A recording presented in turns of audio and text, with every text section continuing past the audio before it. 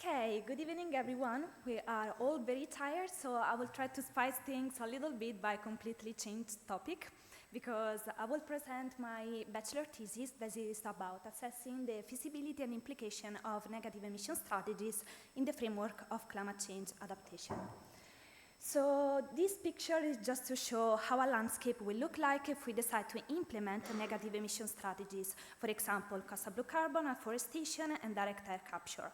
Of course, if you didn't notice, it's not a real picture, but it's just to emphasize what was outlined by the last report of the IPCC, so that the current mitigation strategies are no more sufficient. So we need to implement those strategies that can directly remove the CO2 from the atmosphere and store it durably, so the negative emission strategies. The first category is natural negative emission strategies, and I decided to take into consideration coastal blue carbon, that is the use of salt marshes or mangroves or seagrass beds, which of course can absorb and store a large amount of CO2.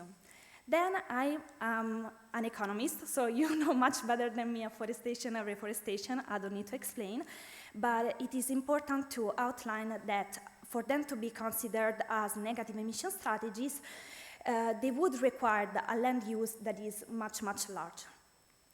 The second category, it is engineered negative emission strategies, and this is I decided to analyze the direct air capture. That is a machine that can directly collect the air from the atmosphere, and then through several processes that we can see from the pictures, it's able to separate it from the CO2 that is then stored in geological formations. Why it is an attractive strategy? Because it is flexible, meaning that it can be placed in many different sites, especially in those sites that can, in the emission points. And it's also scalable, meaning that it can be engineered and projected to remove a very large quantity of CO2. However, it has its price because it's very costly, both in terms of energy and economically.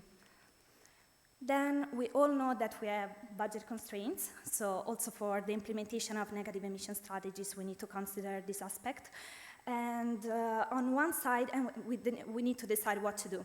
So on one side, engineered strategies have higher cost, but address those emissions which are very difficult to decarbonize.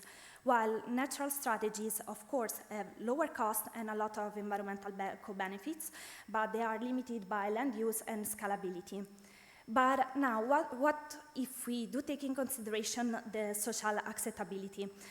In this case, engineer strategies are very not well seen by people, so they are very difficult to implement. But the equation changes for natural strategies because, of course, they receive a much larger social acceptability. This means that can be easily implemented, and of course, they can help us to reach our goal of decarbonization.